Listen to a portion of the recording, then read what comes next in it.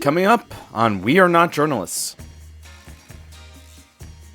And when is the Congo going to apologize for that? Do they condemn King Kong? I hope that everyone understands, I believe, that King Kong, I thought was an island in the Pacific. Ladies and gentlemen, boys and girls, welcome to We Are Not Journalists. I'm Maximilian Clark. And I am Walter Masterson. And I have COVID. Yeah, Max, this is going to be a challenging recording session today. We're not in the same room. We're not in the same studio. It's a problem. Yeah, I'm on Paxlovid, which may have helped, but it makes my mouth taste like it just taste tested all the Port Authority bathroom stalls. That's a good plug for Paxlovid. Yeah. Paxlovid. Have you ever wondered what Jones Beach tastes like at the end of Labor Day weekend? Paxlovid. You might be wondering why we're recording this even though Max is sick. And it's not because he hates me. It's because we love you. And we want you to have the fresh, up-to-the-minute sports. Starting in Iowa. Yeah, it's the caucus. Raucous Caucus 2024, baby. I don't know what Ron DeSantis coming in second. Second place. 17% of the vote to Trump's 130. And then, brave Civil War denier Nikki Haley. She's coming in, distant third. Yeah, Walter, I think it's funny though that the Iowa caucus is a story, and of course it is because the media is all into the horse racing of it all. But big news: Trump won. Do you know how many people voted for Trump? I mean, in the caucus itself. Yeah, in the caucus, he won with 84% of the vote.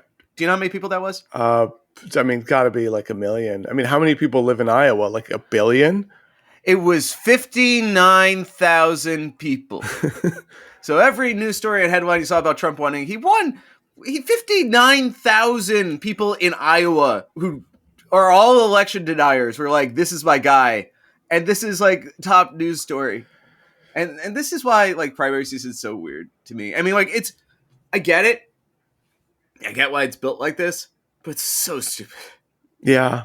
Yeah. And I mean, and because 59,000 people voted, multiple people are completely out of the race. Just knocked right out. Yeah, Ramaswamy's gone. Chris Christie is if I can't get 60,000 people in Iowa to like me, I don't deserve to be the president of the United States. And they're right, is the thing. They are right. They don't deserve it. Yeah, they don't deserve Chris Christie. I mean, they don't. Honestly, Chris Christie, has... I don't want to defend Chris Christie. I don't want him to be the bright spot in the Republican Party, but God damn if he isn't the bright spot in the Republican Party right now. I feel like that's what fascism does, is it takes people like Chris Christie and makes them seem very reasonable. And it's also bad for Democrats because you basically just have to, you'd be like, well, I'm not going to roll back civil rights laws. And everyone's like, oh, wonderful. Oh my God, what a good Democrat. I was talking to Carla about this. We were watching this stand-up video where this guy's referencing a sushi restaurant that killed 2 people, and he didn't know about it. And so he's just telling jokes, and the audience was like, boo! And he's like, what the fuck? And they're like, that restaurant killed 2 people. And he did. And Carla's takeaway was why is that restaurant still open? They just killed 2 people. And I had to explain to her that those were business murders. Every business gets 5 murders, but the Democrats are trying to get that down to 4. And that's not allowed. Yeah. Yeah. I mean, the Republicans, they're like, businesses should be able to do whatever they want. And then the Democrats will be like, can we just cap it at 4, please? Right. Yeah. Moving on. Well, actually, do you know how long it's been since the Detroit Lions have won a playoff game, Walter? I don't know, the 90s or something? Last weekend, baby! Hoorah! One pride! Ooh. My Detroit Lions have broke a 30-year losing streak, and I just got to give them a shout out because if you haven't been following the Detroit Lions, if you are one of those sports ball people, who not people who are into sports, but people who say sports ball, Of course. I cannot recommend the Detroit Lions enough. Talk about a Cinderella story. It is literally Ted Lasso, beginning to end, and I have the receipts. So just for the record, Max and I, when we go to MAGA rallies to interview people, Max will wear his Detroit Lions hat. And it's like become this bizarre conversation starter wherever we go. Well, people like want to come up to you. They're like, wait, you're a real Lions fan? And then you're like, oh, yes. And you'll like fully acknowledge look, how you can't just ridiculous they are as a team. Be mad at someone who's a Lions fan. And I have been like up until this season, they have been the worst team in sports. And I don't mean football. I mean all organized sports. The Lions are the worst. This is their second playoff win since 1957. John F. Kennedy has missed 2 Detroit Lions playoff wins. And they didn't win in the Super Bowl, like in the playoffs, any point in the playoffs. And like I grew up in Michigan, and I and the Lions have always had a soft spot, but I really got into them after their 0-win season back in 2008 because I love an underdog. This is why I vote for Democrats. I love someone who's scrappy and starting at the bottom. But seriously, when you said Ted Lasso, we were no. Like, but I think we hear Lions. A blonde lady takes over from a misogynistic regime, right?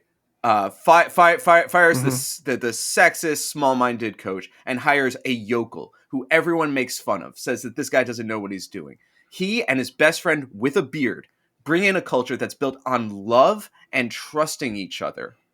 They have a play caller who's recruited by another team, who's this wonder kid, who decides to come back to bring the kids to their big season. It is just Ted Lasso. Wow. It's the whole package. And, if you can watch 3 behind-the-scene videos of the Lions right now, and you're not biting kneecaps off, man, then you don't have a heart. It is great, and they're still in it. They're still in the playoffs. They're playing playoff football still. They could get a second win this season. Wow. I think how many listeners did we just lose? No, we gained it because the Lions are the feel-good story of America, and honestly, we need a feel-good story. Now, they might get wiped by the Bucks in some freak accident, but I don't think so. Like, people, you have to understand, there are videos all across the internet of grown men crying.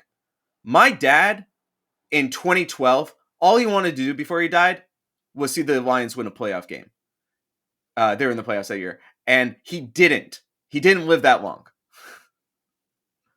Max, I feel like we're spending a lot of time on the Lions, and I think what our listeners really want to hear is the main subject of this episode, which Something is feel good? All the different genocides going on around the world. So I feel like this is sort of distracting from our main purpose. You're probably right. I'm sorry. People want to hear about the genocide. So this week we're going to talk about the ICJ. South Africa has brought a case before Israel. So we're talking about the ICJ. We just did Israel. Didn't we all agree that it was bad? Yeah, the hot take of there should be a ceasefire. Man. All right. Well, okay. I guess we could talk about it for a little while. But what are we going to do for the rest of the episode? No. And then right after that, we are going to talk about the Congo. There's a reason why people actually aren't talking about the Congo. And it will surprise you. Yes. Check out these 5 ways that you could prevent genocide in your hometown. Wow. One mom's weird tip for conducting genocide. The International Court hates him for this simple trick. I didn't think we'd be able to make jokes about genocide. Oh, come on. That's what we do. That's why people listen to us. They don't want. I have an international human rights lawyer that's going to kick us off. Great. With this. Let's see what they have to say. So my name is Lamise Deek. I am an attorney in private practice, international private and public law, i.e. commerce and human rights, of 20 years, and I'm an organizer of 23 years. I also work vis-a-vis Palestine with the PAL Commission on War Crimes, Justice, Reparations, and Return, and we have launched with hundreds of lawyers all over the world the Global Legal Alliance for Palestine. Our work has covered several areas. One on documenting and preparing memos to be filed in international forums, as well as in domestic jurisdictions, i.e. in national courts of various countries, for the prosecution not only of Israelis engaged in genocide and war crimes, but all of those who have incited, facilitated, and supported war crimes. We have also been advising third states who are signers to the Genocide Convention on the process, drafts, and on how they can join the case of South Africa versus Israel before the ICJ. I didn't know what this was before South Africa brought their case. So what is the ICJ? What's all this stuff? The International Court of Justice, which is also known as the World Court, is the highest court in the international system. It's a court that can only receive cases by and about states, governments. It does not have the authority to address the Geneva Conventions, but it is authorized to address cases around the highest crime, which is genocide, and therefore crimes or actions that become relevant under the Genocide Convention. Aside from the case of South Africa versus Israel addressing genocide, there have been other cases, including the case of Ukraine versus the Russian Federation, that is currently pending. So it is the most important court in the international system For prosecuting for states prosecuting for genocide. genocide. Yes. Okay. It doesn't issue criminal orders, right? What it does is, upon finding and ordering a cease and desist for genocide, it then authorizes the UN Security Council and the UN to take action to implement that. And the really notable part is that that action can also include military action. So very important court in this regard. The South African government brought a contentious case before the International Court of Justice, also known as the World Court, against Israel for genocide. One of the crucial parts of this application is the request for provisional measures. Provisional measures being the equivalent of emergency orders, right? Time-sensitive emergency orders demanding that Israel stop, prevent, or punish the genocide happening in Palestine, abide by international law and its obligations under international law to allow the access of supplies. They shouldn't be considered as aid because Palestinians in Gaza are completely besieged by the Israeli government to allow supplies to come in to Gaza to monitor and implement the Genocide Convention and Israel's compliance, as well as South Africa's compliance with its obligation, right? All states have an obligation to prevent a genocide. This obligation becomes more acute where there is credible evidence, and there has been no more credible real-time evidence than what we've seen in Gaza from the Israelis as well.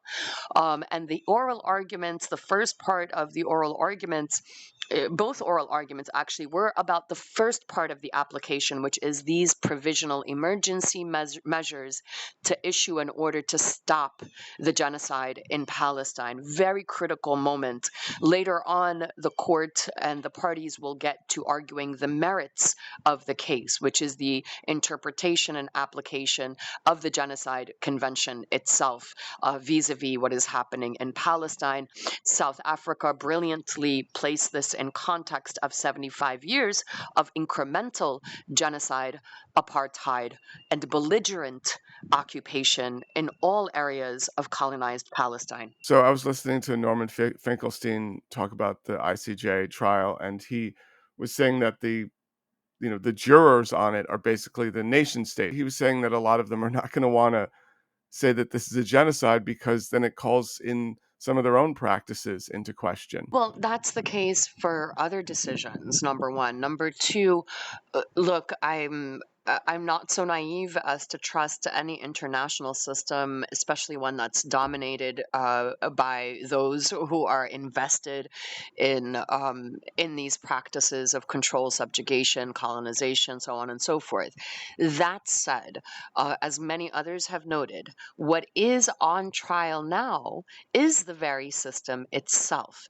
The ICJ judges will be very hard pressed. Again, this is the most unprecedentedly documented in real time case of genocide that has ever come before this court since its inception. Period. This is unquestionable. Any decision that does not admit that this is genocide is an indictment of the court itself, and that's a very big risk. That said and aside, there are also other judges who do not share the Western position that this is not genocide, who we expect to vote logically. It's not favorably, to vote logically and as the law requires.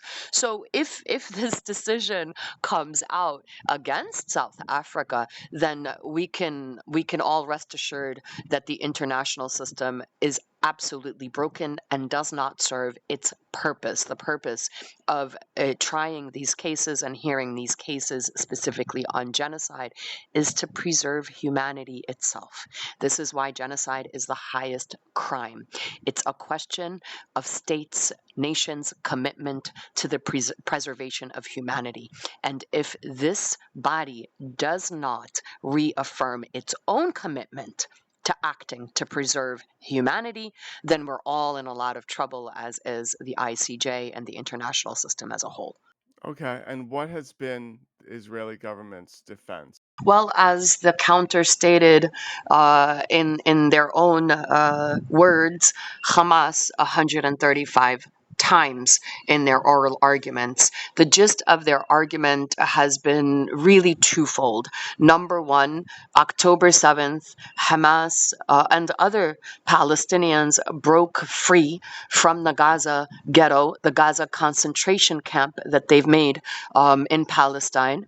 That was their primary argument. And their secondary... Wait, Israel used the word concentration camp? I thought, according to my friends, it's like an independent state, and they're like Singapore or something. You're telling me Gaza's not fully independent? I mean, because everyone keeps telling me, they left there in 2005, and they've just been completely independent since 2005. Well, since 2005, Israel has engaged in the world's longest siege, and by legal definition, the world's longest concentration camp. They completely control not only import and export. Of course, there was an airport in Gaza that has been completely bombed. They control the amount of food. There is literally calorie counting by Israelis of how much food each Palestinian can receive per capita and the type of food Palestinians can receive. For example, chocolate, it has to be smuggled. Pasta has to be smuggled. Basic essentials, the amount of medicine, the amount of water, migration in and out, travel, import, export, finance. Every aspect of Palestinian life is controlled in between phases of incremental genocide, which in 2014, Deputy Defense Minister of Israel called, and I quote, a little Shoah, Shoah being the Hebrew word for Holocaust.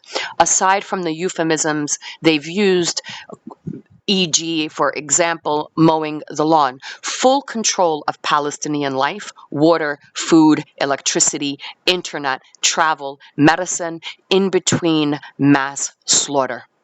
I get that, but, Hamas. Yes, Hamas. Hamas...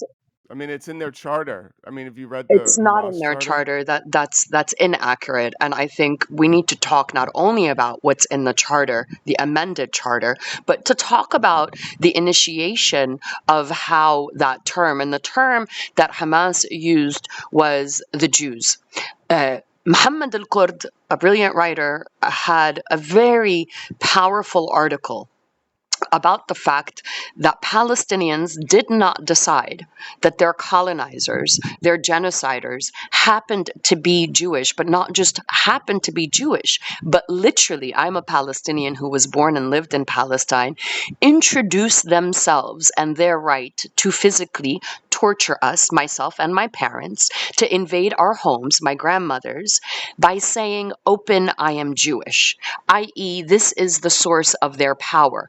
And so this term was not a term that Palestinians chose, but was imposed on us. There are Palestinians in Gaza who have been slaughtered and only met non-Zionist, non-Israeli, non-colonizing Jewish people well into their 30s and 40s. Unfortunately. Now, with education and time, Palestinians know that this does not represent that Israel, contrary to its own statements that it represents and speaks for all Jewish people, and it absolutely does not, have learned that no, the term for people who do these and identify this way is Zionist. And for this reason, Hamas amended its charter to say it is Zionists and not the Jews whom we are fighting for liberation from. Not fighting, period. Fighting for liberation from. Wait, did you grow up in Gaza? No, in Palestine, in the West Bank. I was born and lived there until early childhood, right before school, or 5, 6 years old. So you're saying that these people, the only time they've met someone that's Jewish is when they knock at the door, said, and the term, what they say is, open the door, I'm Jewish? Iftach ana Yahudi. Open, I'm Jewish. They don't say open, I'm Israeli. They don't say open, I'm Zionist, right? They don't spray, other they spray the Star of David on our homes and shops, right? And they identify us, all of us, including themselves, as Jewish versus non-Jewish. All privilege and rights are determined by whether one is Jewish or not in Palestine. Ana Yahudi. I am Jewish, meaning you are scum. I control you. They teach us this. We do not teach each other this. They tell us this is who they are. They defame the Jews of the world by saying that, in my opinion. When they're marking your home for violence, they're putting the Israeli star on your home, and that marks it for violence? Yeah, for taking, Okay. for confiscation, for, kidnapping. So that's how they say, next target, come take this, right? Is they tag the houses, they tag the businesses. As a result, you have citizens, or I don't even call them citizens because they're citizens of nowhere. You have people in the West Bank and Gaza that they're naturally, it's very difficult for them to have any favorable interaction or favorable No. opinion. No, unless Jewish allies are coming in, or the very, very, very small 0.01% of Israelis who are objecting to colonization come in and stand in solidarity, they're not allowed to see that Jews all over the world support them and reject Israel. But he was 31 years old. 31 years old. What's his name? Before he met Rifat al-Arir. Al-Arir, Areer, beautiful man. He's the one who had the poem, If I Die, Tell My Tale, let me be a kite. You might have seen this in passing. One of the most lovely human beings. He was 31 years old, Walter, before he met a non-Zionist, colonizing, abusive Jewish person. 31 years old was his first time. And after he met that Jewish person, he wrote an article about having met his first non-subjugating Jewish person at 31 years old. Okay. He's decomposing under rubble now. Yeah. The point is that it's not necessarily an indoctrination per se, but it's more there's no exposure. It's what they teach us. It's what they tell us. When somebody comes and spray paints the Star of David on your... That was Walter's wonderful interview with Lama Steek, international human rights lawyer. We will have more exciting stuff coming back to you after the break. Woo!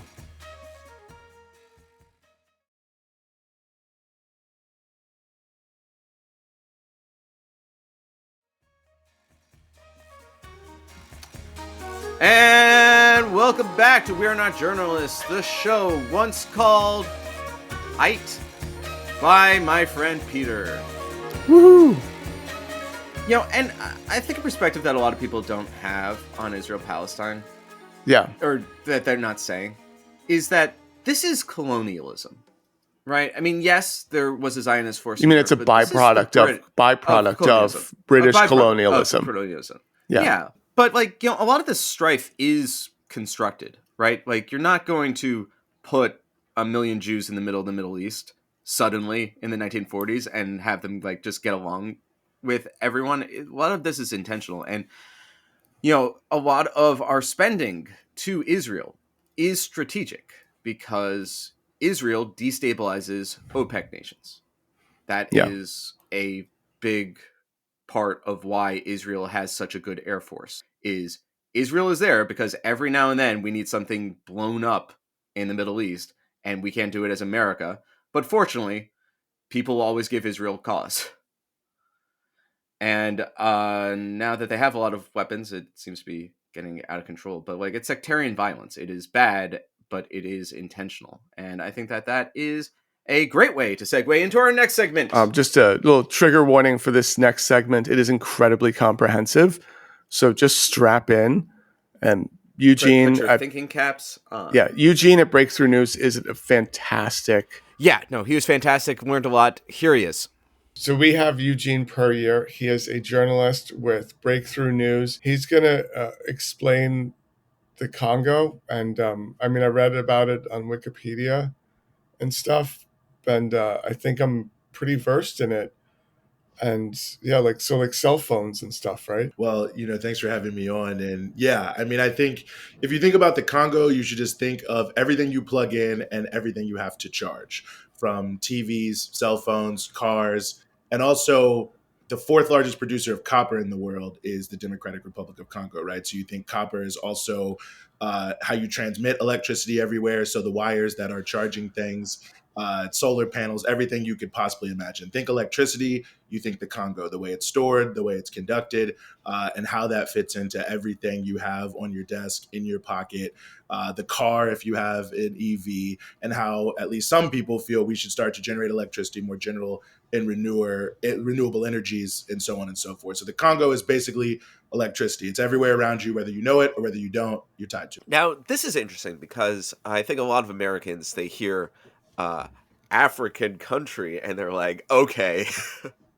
no, thank you. But it sounds like you're saying that the Congo is relevant to our daily lives, which doesn't really compute because if the Congo had such valuable resources, where are the Congo princes, like, you know, going across at Lakers games, having sex parties? Well, I think people in the Congo are asking the same question. You know, why is it so poor where you have 64% of the population living on $2.15 a day? Now, one thing I will say is of the wealth that's produced in the Congo, there definitely is a class of people, like there's 2.5 million millionaires in the Congo. So you do have, you know, from those who are profiteering, you know, inside of the Congo, but by and large, most of that wealth is being siphoned out of the country. And it's been set up that way, honestly, really since about 1960 and the end of colonialism, to make sure that Congo, which is very central, as we're saying, to the world economy, is mainly giving up things to the world for very low cost and getting very little back. But again, a lot of what's happening in Congo now with the conflicts and the elections, if people have heard about that, all these different things, this is kind of the central question. If you have so much money, how can the people who actually live there get more of it? I don't know. It's sort of a detached wealth class that like hoards all the resources and money in a country while poor people suffer underneath. This sounds like science fiction. There's also like a lot of wealth going around right now. So I feel like this podcast is going in towards like a Sigma grind set sort of direction. Well, look, I mean, is a lot of the reality, though, of the DRC. I mean, people working in these huge giant pit mines, it looks like science fiction. When you look at the videos, like just think about like 18 football fields all put together, but it's like a pit that's as deep as, you know, 20 pools or whatever, and you're just digging in the soil, no supports, no anything, like desperately trying to find these little bits of minerals where you can maybe make $3,000 a year if you don't get crushed and injured for life, if you're not poisoned by cyanide. If you're listening to this in the Congo, you got to get on that grind. Grinding up rare earth minerals. And like, yeah, you're going to get some cyanide. But like, if you hustle hard enough, the cyanide can't stop you. Yeah, the cyanide will just make me motivate me to hustle harder. Every morning I wake up, I have a teaspoon of cyanide just to get me out of bed, just to get me used to it, just so I could taste what that wealth tastes like. $3,000 a year. If you don't get a chai latte, you could take that $3,000 a year and you could put that into crypto. Yeah, virtual. Yeah. As a matter of fact, Virtual. I have an NFT that I invested in of a guy laughing at a child digging in a mine, bleeding from the hands. That is worth almost 20,000 Ethereum. Well, that's you bought it for 250,000. Oh yeah, no, I bought now it. Now it's worth 20,000. Yeah, no, it's gone down, but it's still valuable. But it still makes that motivates you to want to hustle harder. Yeah, but did you know who the king hustlers are? Like the real hustlers in this game? United States and China. Well, look, the U.S., I think the way they approach it in the State Department, memos about the Congo is that is how they approach it. That if you just have the right level of entrepreneurship, you're just guaranteed to make it. So if you have the right training programs or whatever, get the right scholarship and go to the right place, you can find your space in there. But that's, the real issue, I think, is you're pointing out very well here, is there's the levels of how it works is, the people who are over the top of the appropriations of a lot of this wealth are not in the Congo, right? So, I mean, at the top of the chain is, Apple, Samsung, Toyota, whatever, all the big brands that are using electrical power as the basis of what they are trying to do and batteries to store it. And, like in 2022, $5 trillion, they say, generated by the global tech industry.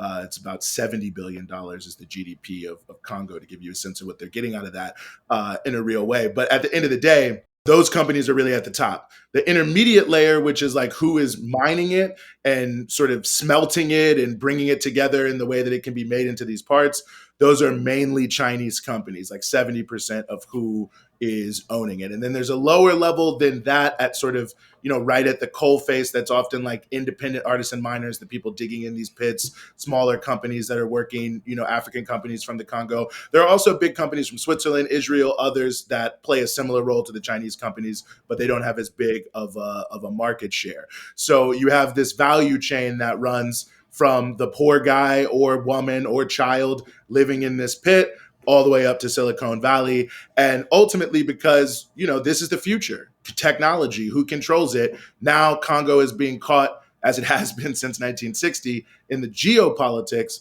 of the U.S. and China competing, because there's a real issue, especially from a U.S. perspective right now. They've been very active in the Congo recently, of wanting to quote unquote secure these minerals. So there's a real competition around that. And this is the language that you sort of hear in like the Cold War era, especially like if you look at South America, where, in the 20th century, this was the conversation we're having about countries with oil, because that was the driving force of the energy sector at the time. And I think a lot of people have sort of thought that that is a sort of like relic of this colonial mindset that we left behind in the 20th century. So it's weird to see it so active and ignored, even by progressives here in the United States.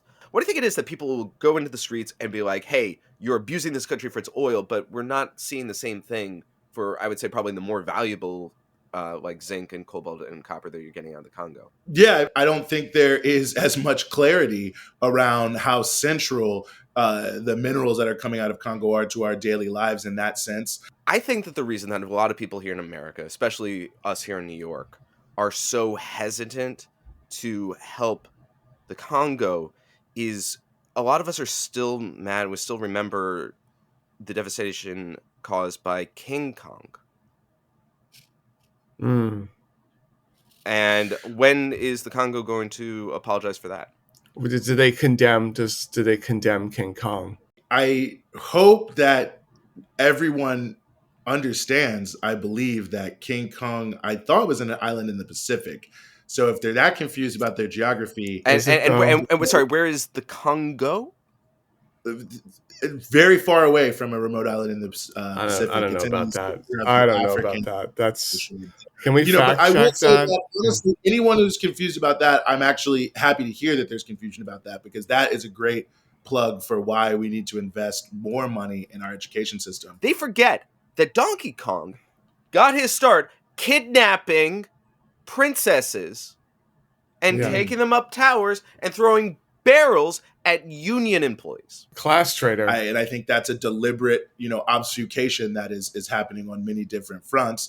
But I would also say secondarily, this is part of the dehumanization that has gone around in Africa. I mean, this is really in this post-colonial era, this idea of the African basket case, of the endemic poverty, that it just can't change. I mean, so much of how it's presented to us, I think, causes people to look at it in a way that is perhaps a jaded eye. And then on top of that, you don't really see U.S. troops dying to defend this in the same way you do with oil and in the Middle East. Well, yeah, so you're right. Like, Max, I think, Euguene has a good point. We definitely need to go to war with the Congo, get some troops in there. And thank you for that. It's good to hear someone on the left, to speak, reasonably, and I think that would make a big difference. Walter, that is old school thinking. No. You see, the thing with the Congo is we don't have to, right? Like we had to generate conflict in the Middle East because there wasn't enough, right? Like when you have OPEC nations banding together to price control their commodity and take control of their own mining, you have to go in with an invasion force. Congo has been doing that on autopilot, baby. We have set it and forget it. And I think it's just a brilliant move by the international community. This is the sort of sustainable, renewable resource that environmentalists have been pushing for, except for instead of generating energy, it's been generating human suffering. So, Euguene, how have we managed this? Yeah, well, I mean, it's been managed purposefully. The quick version is basically this. During colonialism for hundreds of years, obviously Congo was central for other economic reasons, but very central to the economy of Europe, America, the leading countries. So when Congo decided to be independent, it had a leader called Patrice Lumumba, and he really wanted to be independent. We got rid of his ass. Yeah, and there you go. I didn't look up Patrice Lumumba at all, but I'm going to guess that he said some wild shit like maybe this country should nationalize its resources. How do you think he died? Plane crash, car explosion? So he was actually beaten to death. He was tortured and then ultimately shot and buried in a shallow grave by forces who were working directly with the Belgians, the former colonial power. The Americans were also playing a role, and then also they were using and manipulating various Congolese forces that were happy to basically keep giving over the minerals as long as they could skim off the top. And they all kind of banded together. It was a longer process over a few years, but they had him in house arrest. He tried to escape. They captured him, and over like a course of days, like brutal torture, all sorts of terrible things. Then, buried. And ultimately for many years, it wasn't even clear what had happened. And just to show you how great the Belgians are, because they don't really want to fully apologize, they said, we're trying to turn a new page last year. We're trying to turn a new page and recognize the colonial heritage. So we want to give back part of the one tooth of Patrice Lumumba that was taken as some sort of souvenir by some sort of Belgian official. And that was, turning over a new page. Not to get too historical, but the Belgians haven't apologized for like King Leopold. They've offered some half-hearted apologies, but the thing is they don't want to apologize too much because they don't want to be held responsible for reparations for the Congo. They definitely feel we did steal hundreds of billions of dollars from you to build our country, but we definitely don't want to give any of it back. So we're kind of sorry, but not fully. Same with Germany, in Namibia, all these countries. So they kind of apologize, but it's like Bill Clinton apologizing for slavery. It's like, well, we're sorry it happened, but let's just forget it happened now that we've said. It was so long ago. It was just so long ago. Yeah, who remembers that really? Patrice Lumumba, what was that, like the 1800s? 1960 to 1964, but that's my God, it's so long ago. That's like 100 years ago. I mean, our grandfather's grandfather's time. I mean, like, my family, we have kids at 16, so faster. Yeah, we've really turned a corner. It's since 1964 into the modern era. Yeah. So anyway, the short version is right after they kill Lumumba. They install a guy named Mobutu, who is basically like, France, America, you're all good. I'm with you. Just give me my cut off the top.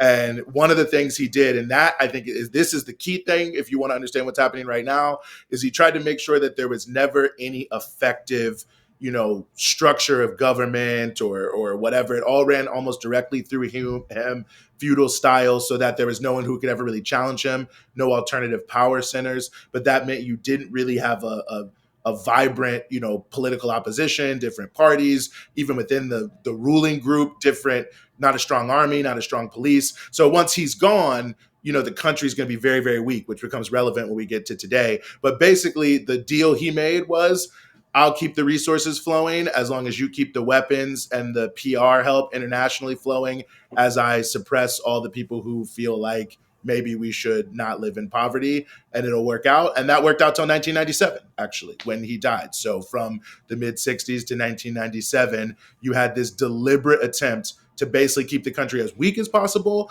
and make sure its leadership was, the most venal, corrupt people you could. And then they all live it up and laugh it up in Paris and Brussels, London, New York. I feel like when people say this, there's a lot of people that sort of tune out. It's like, okay, well, that's just your opinion. And so I just want to translate some of that so like, imagine there's a small child who has a bucket of diamonds, and they're an orphan because you've killed their parents. Would it be wrong to just take those diamonds and invest them in your small business, knowing that that child will eventually get to visit your small business and buy something from it?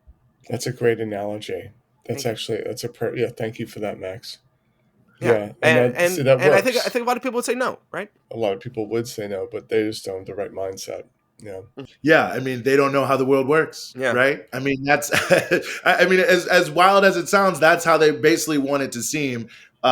Is, you're getting everything through some sort of fair exchange or whatever, and that the value that they put in is the value that they get out, and you're just, able to get a relatively cheap charger just kind of randomly. There's no real relationship there. So it is more or less just taking the bucket of diamonds from a kid, maybe flicking like 1/15 of a piece of that diamond back to the kid. Ooh, generous. So that maybe he can keep going for 5 more years, and die at 13. Actually, but nonetheless, if I'm the World Bank, I could lend that kid the value of that diamond back to him at like 20% interest.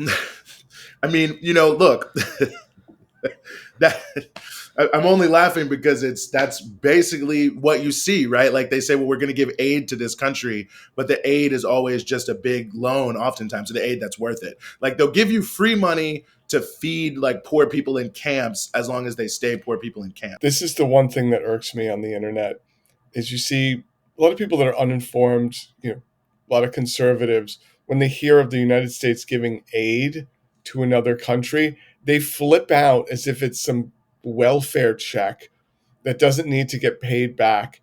And I spend a lot of time trying to explain to people that is not how aid works. Aid is they give people aid, they give countries aid, and then it's like, oh, you can't pay it back? Oh, I'm sorry, can you sell us your airport? Can you sell us your national resources? And people don't get it. They say like, oh, Biden sent hundreds of millions to this country, as if it's not like a business proposition. Yeah, 100%. I mean, and you look at even like the free money they give out, quote unquote free money, like, right, that's the thing of it, like from USAID or whatever, that is like a grant, not a loan. If you look at the terms and conditions, a lot of times it will say explicitly, right, that you have to run your country a certain way. You have to have quote unquote free markets, quote unquote this and that. That all really boils down to the fact that you have to make it as easy as possible for companies coming from the United States to make as much money off this as possible, which ultimately means that based on big, powerful country, small, poor country, the benefits are more likely to accrue to that more powerful entity. But this is like the fine print of it that people don't know. And then the people who do know, generally think it's good, right? They say like, yeah, we're going in, we want to take the resources. That's why we're rich. But they don't tell you all that. They don't put it there. And then a lot of it is just loans. And this is where the China piece comes in, because it's complex on multiple levels, because a lot of the countries in Africa, including DRC, in many ways prefer to work with China, because since China is a competitor with the US and Europe, they feel like, okay, previously there was just one person in the game. Now there's 2, 3 people in the game. So ultimately, since they're the up and coming player, they're more likely to do what we want. So you have this paradox where some people take that as like, great, that means if all we want to do is be as corrupt as we want to be, they'll never question us. You know what I mean? But then on the flip side, you have the people who are, coming from the grassroots, the groups that are working with miners, that are working with poor farmers to say, let's change our government, also say, well, yeah, we also want to work with China because we want to say we want way more than what we've ever gotten before. And ultimately, they feel they're not that much in a position to say no. So you've got this interesting paradoxical element where the role of China itself inside of Congo is contested. But then, of course, that makes America very concerned, because then they feel, well, all of the players on the ground in Congo are trying to kind of play both sides off against the middle to benefit themselves the most, which means we're guaranteed to benefit least. So there's a lot of fear in the policy. Has China come in with less restrictive terms historically, or are they just as... Paradoxically, China is much more sensitive, you might say, to the quote, what you would call quote unquote labor rights, human rights concerns, as it concerns issues like mining, principally because they are trying to win over more Congolese to maintain the position that they have, which is a privileged position in the economy. So this is a big controversy last year, all of 2023 actually in Congo, because many of the mining deals that came in, to speak to your point, Walter, in like 2009, 2010, were coming in with significantly better terms.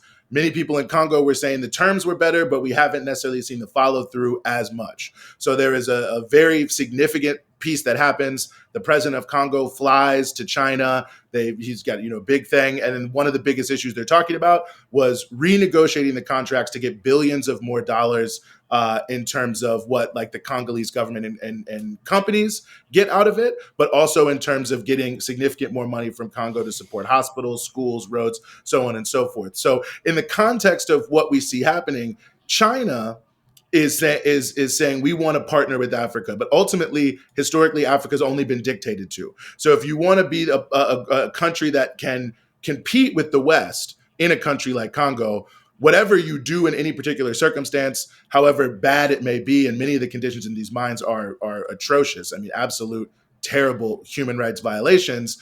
When it's brought to the attention and the political pressure of the Congolese is brought on China, unlike America, unlike Belgium, who said we could just, care less, they're saying, okay, well, what can we do to improve the situation for you? So a lot of what is happening in the political scene of Congo is, who can you get in power that's actually going to take advantage of that to the full degree? And the people in power now don't really. They are able to play China off a little bit and say, look, do a little bit more for us, and we'll just whatever else you want to do to make it easy for you, we'll let you do that. And then they go to America and say, hey, China, it was giving us pretty good things. And they'll say, okay, well, what can we do? So you see America coming in now and saying, well, we'll do a little bit more investment. We'll do a little bit more of that. So you have this battle between these millions of people who want to see change in their country and a relatively smaller group of people who just want to take advantage of the competition between China and the US to get a little bit more. I mean, isn't that a good thing to just play China,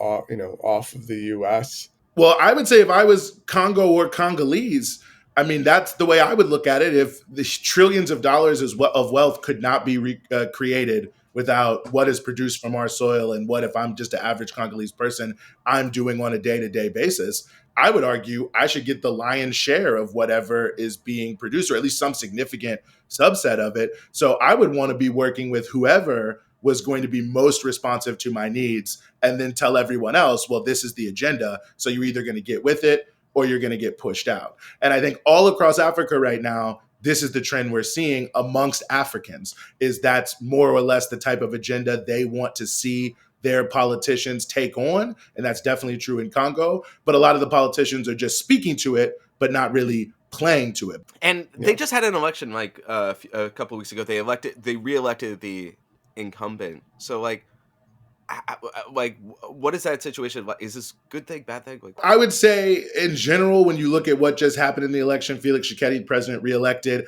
it's not unexpected. I think that he has gained a lot of support from some people for being slightly better than some presidents in the past, trying to renegotiate mining deals, trying to bring in a little bit more development, but it's still very limited. As I was talking about, you look at the whole elite politics, him and most of his competitors are basically the type of people who recognize that people are angry. And so you have to get a little bit more out of these various international corporations. But at the end of the day, they want to just ride on the gravy train themselves. So you had one, candidate who was in the race who was representing more of this grassroots energy. But, he was just he's a famous doctor, Nobel Peace Prize guy, but he didn't have a big party around him or anything like that. So that was the only real grassroots expression in the election. Also, there's issues with the census, there's issues with violence. So there's elements of many people are raising, at least, about what the elections really show. But nonetheless, I think it shows that the overall arc of what's going on is the conversation is becoming more and more centered on how to actually have peace first and foremost in large parts of the country, and I mean, not to be cliche, but prosperity after that, and how to really actually improve people's lives. And I think it's still contested, and there's a lot more to be said about it. I don't think this president's really going to be the one who's going to resolve it, but the framework of the discussion is at least in that way. And there's a lot of grassroots organizing on the ground that, is trying to increase that pressure to change things. But this sounds like, they're having elections that are free-ish. They're like, trying to self-improve. I heard that this place was unstable. But now I'm thinking, like, pack my bags, I'm moving there. Like, what's, so when people talk about the conflict in the Congo, what are they talking about? Is this all woke propaganda? No, I mean, the thing is that all of this is existing in the midst of a massive conflict in the eastern part of the country, which is where, the eastern and the southeastern portion is like where all the mineral wealth is. There are 120 different armed groups that are fighting. There's almost 7 million people displaced from the conflict. Millions of people have died since 1997. That's how long the conflict's going on. Several different regional countries have invaded. Because when we talk about resources, it's like control of land is control of resources. So you've got all this money and you've got a lot of different turmoil for a lot of different reasons. And people want to use armed forces to hold particular territory so that on the bottom rung of the chain, like bringing this stuff out of the ground and trucking it out of the country, they can be in the pole position to negotiate and control the money. I mean, it seems as if the conflict is just normalized. It's not necessarily a war. It's just something that just happens there. Like, I mean, when you think about it, like, what's it now? It's like you could be a 28-year-old in the Congo and have never known peace in your country, right? That is insane to me. You said there's 120 different groups?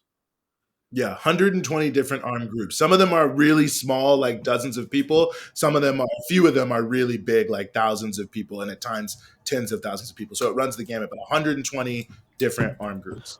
How much of this is still along cultural lines? Like, how much of this is Hutu-Tutsi conflict, and how much of this is now like this weird geopolitical economic guard? So you have multiple issues, as you're alluding to. One big one, right, the Hutu-Tutsi conflict.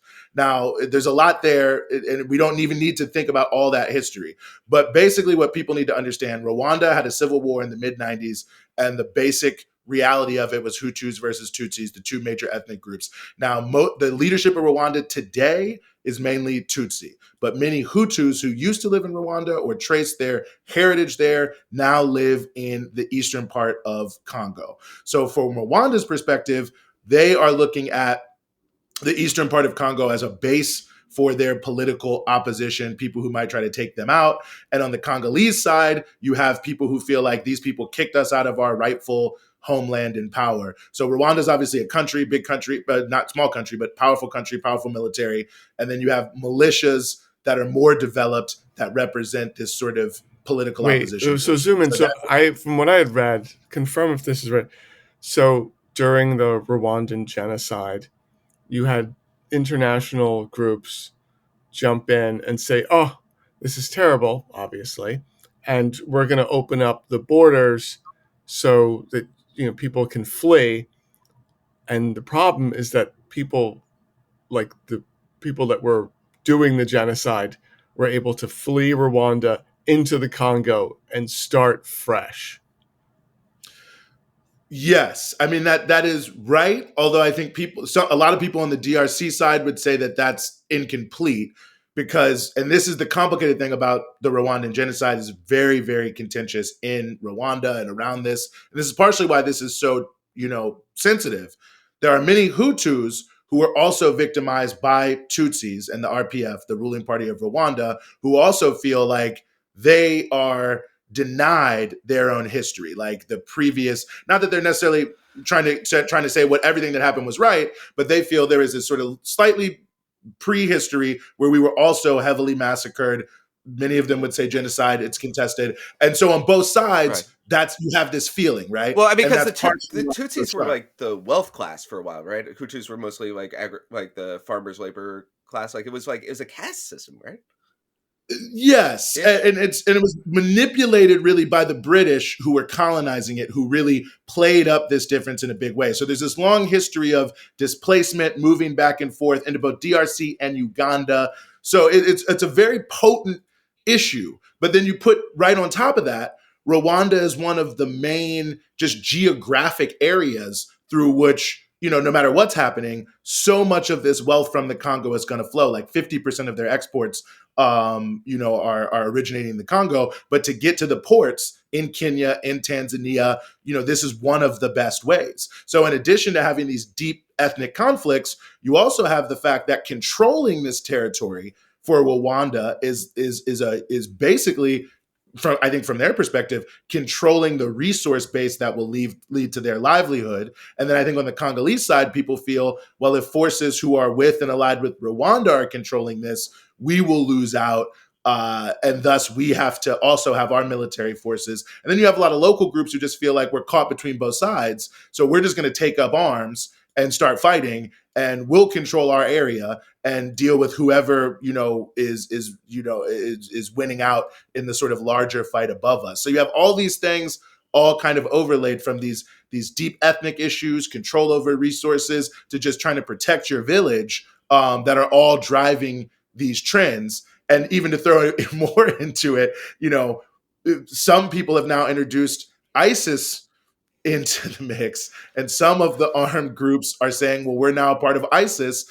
ISIS, the McDonald's has a hit squad going out there. You got Grimace. The whole ISIS phenomenon in Africa, which is more significant than many people might think, a lot of the reason why it's rising, I think, is not necessarily because of sort of the real ideology of ISIS in sort of its traditional sense, but that it's a banner that you can rally around that helps make sense of what's really sort of a chaotic power grab. Because to just say, oh, I'm out here doing a chaotic power grab, people aren't going to buy that. But in the context of total deprivation and devastation, you might buy like, all right, we're going to try to build a new type of government that's going to be more just and fair. Whether or not it is or isn't, I think that's partially why you see in many of these African countries ISIS becoming more prominent, is because it becomes a way of making sense of just total chaos, which I know can sound kind of crazy to people, but when you just think like no government, no jobs, no money, the only thing you can do is like pull stuff out of the ground and like drive it on a motorcycle somewhere. That sounds like a libertarian utopia. No government, no money. You just pull stuff out of the ground. Yeah, and one guy in a giant mansion. Like that's the Peter Thiel vision of the world. And if you don't like someone, then you form a little armed militia and kill them. Yeah. You painted such a great picture of just this libertarian utopia in the Congo right now. And, to our listeners, I think, if you're listening and you're tired of like the government, you might want to check out the Congo. You're never going to find a freer market. Yeah, and absolutely get in on the ground floor, literally. It's not really the ground floor because, I mean, as Euguene said, you're mining. It's from like 40 to 50 feet below the ground. Yeah, sub basement. So it's an even better opportunity. Yeah. It's actually interesting that, speaking of this actually was one of the biggest issues also in the Congolese elections and among Congolese is not having a libertarian paradise, actually, and having a much stronger government that can distribute Oh, they went resources. woke. If you want to get in, you better get in fast, because definitely people in Congo are for sure trying to close that down. Oh, they're going woke. They want big government overreach. Look, government isn't going to solve all your problems. Yeah, Okay? it's the local militia and ISIS. That's going to solve your problems, not Yeah. big, And globalist government. And if you let the government step out for a second, eventually one of the militias is going to show that it is the best run, has the best CEO, and the free market is going to decide that, hey, they get the resources. Well, that's actually the argument that some militia leaders are putting out there. The ones, especially the strongest ones, which tend to be backed by Rwanda, because Rwanda is a country that has a lot of capabilities. That they more or less, their partisans on Twitter and Instagram and everywhere, that's their line: is the government's, all these other people, it's all terribly run, and we actually will run it better. I don't know if it doesn't seem like they are running it better, but they aren't actually wrong that it's being run terribly, right? Like, I mean, that's one of the challenges with the DRC. Like, you look at a lot, especially at the gubernatorial level, but also, with the president, it's obviously not well run. So they're able to capitalize on it to some degree and gain some support to some degree, which is why it can be so difficult and intransigent to get, like, why this conflict's been going on since 1997. How? Well, to some degree, it's because the issues underlying it have not been resolved. So different people continue to be able to accumulate supporters by pointing to this or that element that may, that has at least a kernel, if not a lot of truth to it. Just to make the key point here, this is how the big people, the big guys, the big fish really want it. Like, if you look at U.S. policy, especially, which is kind of the dominant policy in the region historically, they are empowering people who want a militia-based chaotic system, because it's easier to benefit when you have 120 armed groups. Like, if you have no dog in the fight and you just want to buy minerals or mine or get these rights, the easiest way to do it is, in fact, to not have any of them be that powerful. So ultimately, kind of everyone wants to look the other way on this to the extent they can. But the tune is changing as people in Congo change. I mean, there's a huge, almost like a nationwide uprising of peaceful protest around the country last year, saying we need to resolve this issue right now. Tens of thousands of people in tons of cities all around the country saying we have to unite the country in these conflicts. Rwanda needs to act in a different way. Uganda as well. Other countries need to respect Congo a little bit more. So ultimately, it's this great tragedy. Wait a sec. Wait, I don't understand. So there was a lot of protests around the world for the Congo last year. Protests in Congo. Protests of Congolese. Oh, Congolese. Everywhere in the country. And it really became like the hot button, because there's a militia called M23 that's backed by Rwanda that was very good at fighting, and certainly better than the Congolese military. So he started taking over a lot of territory, and people, ultimately responded in a way that was very significant all across Congo, across the Democratic Republic of Congo, that is, and sort of changed the narrative about where the country needed to go. And that was what sort of led up to the conversation during the last election. So it got the people to be a little bit more nationalistic, because it was a foreign invader, basically. That definitely was the way it was presented. Of course, the other side would present it differently, but nonetheless, that's definitely what swept the Congolese people, in the tens of millions. And they had a campaign called Rwanda is Killing. Songs were coming out. In terms of Congolese athletes, if people follow European soccer, there was the hand over your mouth and the gun to your head symbol that a lot of guys were doing when they were scoring goals in these high-level games, both Congolese and those from Africa who were solidarizing. So amongst Congolese, the Congolese diaspora, and Africa in general, it was a pretty profound moment around saying, since all these years, since 1997, something has to happen.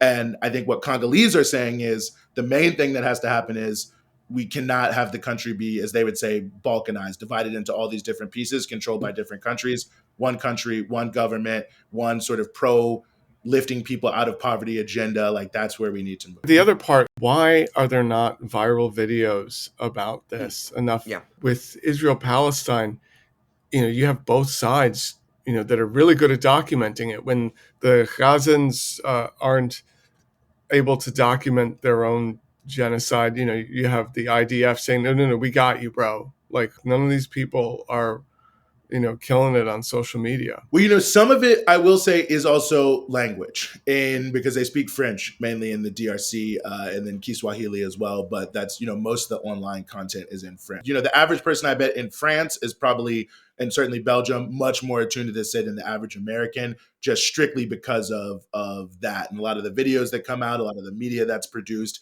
actually does not get translated into English, and that is actually a huge barrier to understanding in the world because huge numbers of people speak English, the United States, the UK, who are complicit, but massive countries, India, of course, with a billion people, English is the lingua franca. So a lot of people don't get this, and it doesn't circulate for us in the same way because Philippines, India, United States, Canada, the way you can sort of drive videos in English, they're not getting driven into our language. So I would say to some degree that's why you could see in France, in Belgium, a big impact last year of the campaign in the Congo, that has actually in those countries really impacted politics. So I just want to say that there are a lot of content creators that are doing their best and getting out there. Some of it, I think, also too is the desperately poor nature of people.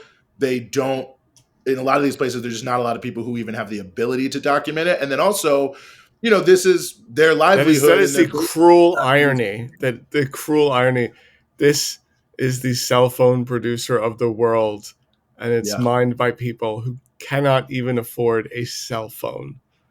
Yeah, and they can't even afford a camera phone. It's wild. And then there's also, I will just add also a lot of danger, because that is an impact of this, especially deep in the mining zones. And there are, groups of Congolese people who do a lot to try to get these videos out, smuggle these videos out.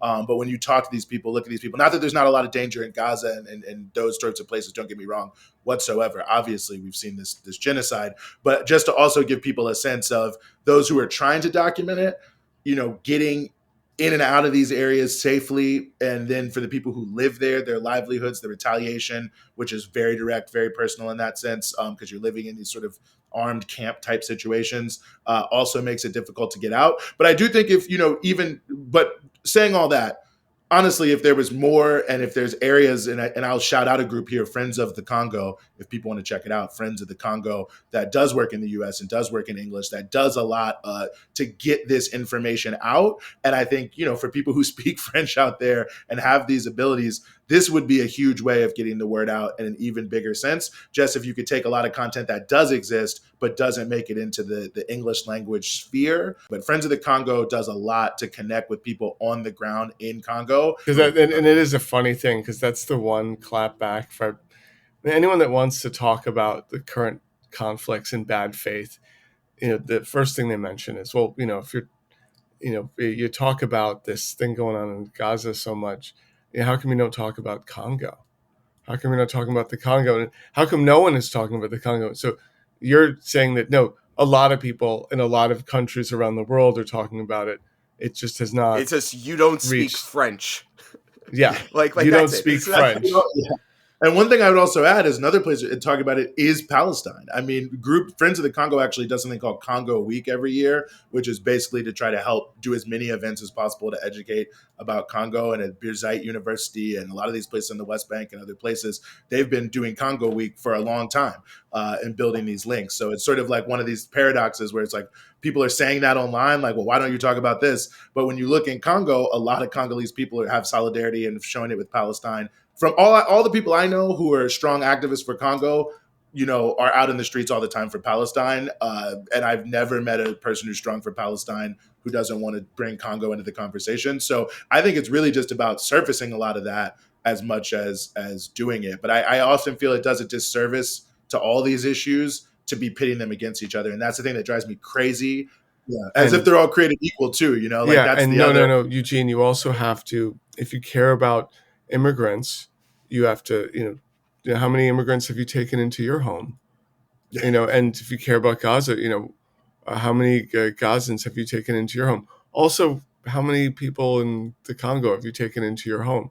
So, it's just, I don't know why if you don't have 20 to 30 people living in your house that were displaced internationally, you're a major hypocrite. And yeah. That is actually an excellent point, and I think this is as good a time as any to remind people in America to eat your landlord, Yeah. and so that you can use that building for harboring refugees. It's the only way you could be a good person. Wow, I feel like I actually learned stuff. I This learned is a like a weird lot. feeling. That was like Yeah. a lot. That was a lot of things going on, and I can understand why the Congo doesn't really play into the news as much, just because there's so many forces at play. It doesn't go with our narrative, the America, where it's like, it's North versus South, East versus West.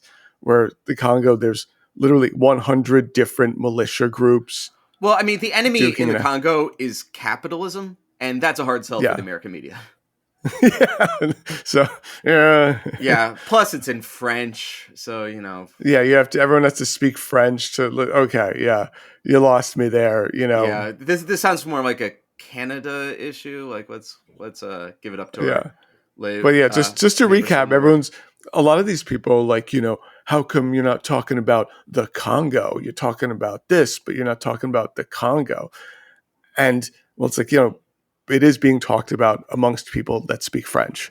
Yeah, which I It's thought like, was the most interesting thing out of that interview. Not the most, but it was yeah. yeah, it's like, yeah, French countries are definitely talking about this. Other countries that are not America, Because they share videos, and you're all like, huh?